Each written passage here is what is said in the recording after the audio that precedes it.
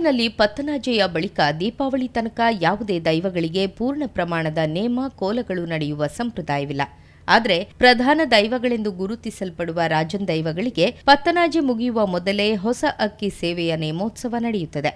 ಇಂತಹದೇ ಒಂದು ನೇಮೋತ್ಸವದ ದಕ್ಷಿಣ ಕನ್ನಡ ಜಿಲ್ಲೆಯ ಪುತ್ತೂರಿನ ಪಡುಮಲೆಯ ಕಿನ್ನಿಮಾಣಿ ಪೂಮಾಣಿ ದೈವಸ್ಥಾನದಲ್ಲೂ ನೋಡಬಹುದು. ಈ ದೈವಸ್ಥಾನದ ಪ್ರಧಾನ ದೈವವಾದ ಪಿಲಿ ಚಾಮುಂಡಿಗೂ ಇದೇ ರೀತಿಯ ಹೊಸಕ್ಕಿ ನೇಮೋತ್ಸವ ನಡೆಯುತ್ತದೆ. ತುಳುನಾಡಿನ ಅತ್ಯಂತ ಪ್ರಭಾವಿ ದೈವವಾದ ಪಿಲಿ ಚಾಮುಂಡಿ ದೇವಿಗೆ ಅಪಾರ ಸಂಖ್ಯೆಯ ಭಕ್ತಾದಿಗಳಿದ್ದು, ಹೊಸಕ್ಕಿ ಸೇವೆ ನಡೆಯುವ ಸಮಯದಲ್ಲಿ ಭಾರೀ ಸಂಖ್ಯೆಯ ಜನ ಈ ಸೇವೆಯಲ್ಲಿ ಭಾಗವಹಿಸುತ್ತಾರೆ.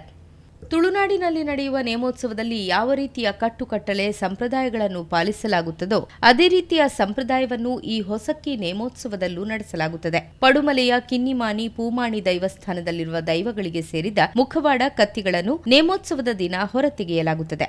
ಆ ಬಳಿಕ ದೈವ ನರ್ತಕರು ದೈವಗಳಿಗೆ ಬಣ್ಣ ಹಚ್ಚಿ ಗಗ್ಗರ ಇಟ್ಟು ನರ್ತನ ಸೇವೆಯನ್ನ ಸಲ್ಲಿಸುತ್ತಾರೆ. ಕೃಷಿ ಚಟುವಟಿಕೆ ನಮಗೆಲ್ಲರಿಗೂ ತಿಳಿದಿರುವಂತದ್ದು. ಅಲ್ಲಿ ಬೆಳೆಸಿದಂತಹ ಬೆಳೆ ಏನಿದೆ, ಭತ್ತ ಏನಿದೆ, ಅದರಿಂದ ಮಾಡಿದಂತಹ ಅಕ್ಕಿಯಲ್ಲಿ ಒಂದು ಪುದ್ವಾರ್ ಬಡಿಸೋದು ಅಂತ ನಮ್ಮ ನಂಬಿಕೆಯ ಅಥವಾ ನಮ್ಮ ಗ್ರಾಮದ ದೈವ ಏನಿದೆ. ಇವತ್ತು ನಡೆಯುವಂಥದ್ದು ಇಲ್ಲಿ ರಾಜನ್ ದೈವ ಅಂದರೆ ಪಿಲಿಚಂಡಿ ಅಂತ ಕರೆಯುವಂಥದ್ದು.